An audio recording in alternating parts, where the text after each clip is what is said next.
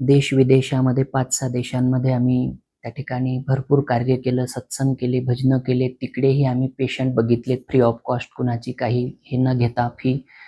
आणि त्यामध्ये 99% भविष्यवाणी आजपर्यंत ईश्वर कृपेने सत्य झाल्यात.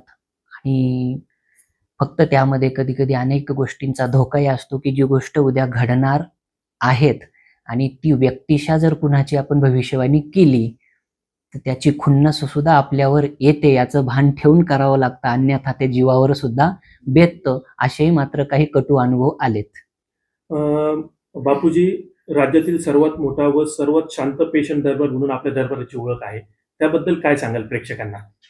नक्कीच या ठिकाणी हवन क्रिया असते आणि त्याच्याद्वारे जी विभूती असते, त्याद्वारेही आम्ही पॉझिटिव्ह एनर्जी, तिचा वापर वेलफेअर ऑफ पीपल, लोक कल्याणार्थ करत असतो. आणि त्याच्यासोबत नॅचरल निसर्गाशी माणसाला जोडून ठेवणं, ज्याचा कुठलाही साईड इफेक्ट नसतो, जे स्वतः देवाने काढलेलं आहे, अशा आयुर्वेदाद्वारे आम्ही या ठिकाणी उपचार करत असतो. आणि आमच्याकडे साधारण पेशंट येत नाही. 50 लाख कोटी रुपये घातलेले ॲम्ब्युलन्स लाईनमध्ये लागतात, डॉक्टरने घरी काढून दिलेले असे पेशंट नवे नवे MD MS सुद्धा इथे लाईनमध्ये तुम्हाला रोज बसलेले दिसतील.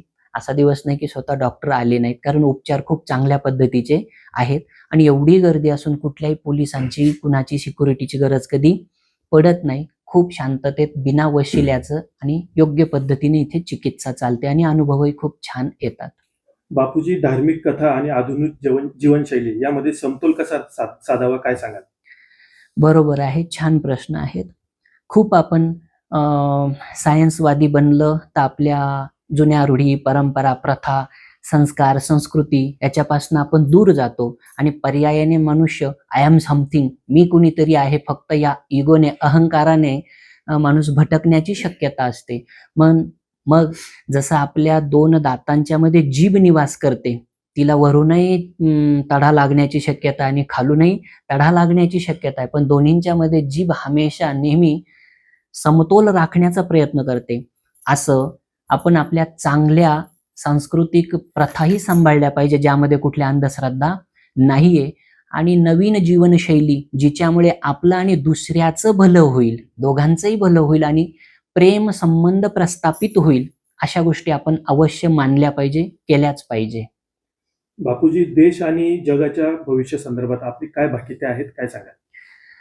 तशी तर भविष्यवाणी आम्ही गुढीपाडव्याच्या दिवशी करत असतो. यावर्षी गुढीपाडव्याला न करता गुढीपाडव्याच्या 5-7 दिवसांनी केलेली आहे. खरं तर ती तुम्ही YouTubeवर व्हिडिओमध्ये डिटेलमध्ये ऐकायला हवी. तरी पण छोट्या छोट्या गोष्टी 2-3 आम्ही सांगायला हरकत नाही, की खरोखर येणारा काळ हा अत्यंतिक वाईटच आहे. अग्निकांड जे आहे ते इतकं घडेल की आउट ऑफ इमॅजिन, कल्पना करू शकत नाही, की इतक्या गाड्या पेटतील, इतक्या इलेक्ट्रिकल, रस्त्याच्या सुद्धा गाड्या, बोलता बोलता कुठल्या म्हणजे शाळा, काहीही कशालाही आग लागेल. आणि जसं कोरोना आला तर त्याला जग घाबरत होतं, अगदी त्याप्रमाणे अग्निकांड बघून थरथर कापेल हे जग. इतके अग्नीचे कृत्य या ठिकाणी घडणार आणि प्रचंड भांडणं, वादविवाद आणि खून, ह्या 2 गोष्टी अत्यंतिक घडतील आणि तुरुंगवास होतील. वाढत्या तणाव, नैराश्य यावर अध्यात्म कसे साधावे आणि आपण त्यावर काय मार्ग काढू शकतो? खूप छान प्रश्न आहेत. यासाठी मेन गोष्ट म्हणजे आपलं माइंड जे आहे, त्या मनाच्या शांतीसाठी पहिले एकाग्रतेची जरूरत लागते. एकाग्रता असेल तर कोणत्याही फील्डमध्ये, ते सायन्स असू द्या किंवा अध्यात्म असू द्या, तर जीवनामध्ये चमत्कार अवश्य घडतो. त्याच्यासाठी कॉन्सन्ट्रेशन ही गोष्ट खूप महत्त्वाची. आणि कॉन्सन्ट्रेशनसाठीच आपण सकाळी लवकर उठणं आणि थोडंसं मेडिटेशन करणं, मनाला एकाग्र करण्याचा प्रयत्न करणं, आपल्या श्वासांकडे थोडंसं लक्ष देणं, ब्रीदिंग आपली हळूहळू श्वास सोडणं आणि हळूहळू घेणं, एवढ्या क्रियेने आपलं आयुष्य तर वाढायला लागतंच, पण भरकटणारं मन, चंचल मन हे शांत व्हायला लागतं. आणि शांत मन जगातला कधीही चुकीचा निर्णय घेत नाही, ते मनाला शांती देऊन जगाला आणि आपल्याला स्वतःला आनंदच देतं. आपल्या आश्रमात येणाऱ्या भक्तांना आध्यात्मिक आणि मानसिक शांतता कशी मिळते, काय सांगाल?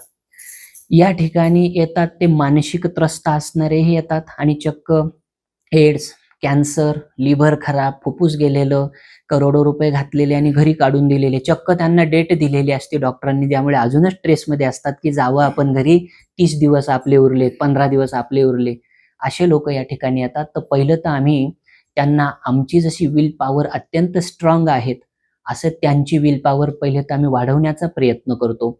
त्याच्यानंतर मनाची स्थिती जर उत्तम झाली तर तुमच्यापेक्षाही जास्त सिरियस असणारं पेशंट कशा पद्धतीनं आपण ठीक केलं तर तुम्ही सुद्धा ठीक होणार. पहिले ती ही भावना पॉझिटिव्ह सकारात्मक जोडावी लागते. यात कुठली अंधश्रद्धा नाही. हा पॉझिटिव्ह एनर्जीचा एक चमत्कार असतो. ती ऊर्जा असते. ती संचरित झाली म्हणजे अर्धा माणूस तर तिथेच ठीक होतो. आणि त्यानंतर मग औषधी चिकित्सा विश्वास या गोष्टी काही पथ्य असतात त्यामध्ये आहार विहार अशा गोष्टी समजावून काही दिशा सुद्धा असतात. कुठल्या दिशेला काय केल्याने आपल्याला कुठली गोष्ट आपण प्राप्त करू शकतो त्याचंही खूप महत्व आहे. अशा सगळ्या गोष्टी मिळून आम्ही तो समतोल राखून त्या मनुष्याला आरोग्य देण्याचा प्रयत्न करत असतो. बापूजी, सध्या आपण जर बघितलं तर समाजामध्ये हे नकारात्मक विचार पसरवण्याचं काम खूप मोठ्या प्रमाणात केलं जातं. काही समाजकंटक असे सुद्धा असतात की ते या ठिकाणी नकारात्मक बातमी सुद्धा पसरवतात. त्यांना आपण काय संदेश द्याल आणि काय सांगाल? खरी गोष्ट आहे. पहिली गोष्ट तर हे कलियुग आहे. पहिलेच लिहून ठेवलेलं आहेत व्यास मुनींनी आजपासून 5000 वर्षापूर्वी की कलियुग इतकं भयंकर येईल की येथे सत्याला चांगल्याला खूप त्रास होईल. मग सत्याच्या मार्गावर चालणाराने हा विचार घेऊनच चालायचा आहे. ही मानसिक शारीरिक तयारी ठेवूनच चालायचं आहे की आपल्याला अमुक ठिकाणी जायचंय म्हणजे अमुक साध्य प्राप्त करायचं आहे तर त्याच्यामध्ये भरपूर टोल प्लाझा आणि स्पीड ब्रेकर पे करावे लागतील. ती तयारी आपण ठेवूनच चाललं पाहिजे. आणि म्हणून सत्याला त्रास हा होतोच पण आपण सहनशीलता वाढवली पाहिजे. सकारात्मक ऊर्जा ठेवली पाहिजे. आणि आता जर दिवस आहे तर थोड्या वेळाने दिवस अस्ताला जाणार आहे, अंधार होणार आहे. अंधार गेल्यानंतर पुन्हा काही तासाने प्रकाश येणारच आहे. ह्या भावनेने परिवर्तन हे नित्य असतं. नकारात्मक वाईट गोष्टीही थोड्या वेळाने थोड्या दिवसाने निघून जाऊन पुन्हा सूर्याप्रमाणे सगळं पूर्ववत होईल. हा भाव प्रत्येकाने ठेवलाच पाहिजे. कधीही मनुष्याने हारू नये. कधीही सुसाईड करण्याची इच्छा कितीही दुःख आलं तरी मनात येऊ देऊ नये. हे महत्वाचं आहे. बापूजी, आता आम्ही बघतो अनेक वर्षापासून आपण गोसेवेच्या माध्यमातून नेहमी चांगलंच करत आला आहात. त्याबद्दल काय सांगा?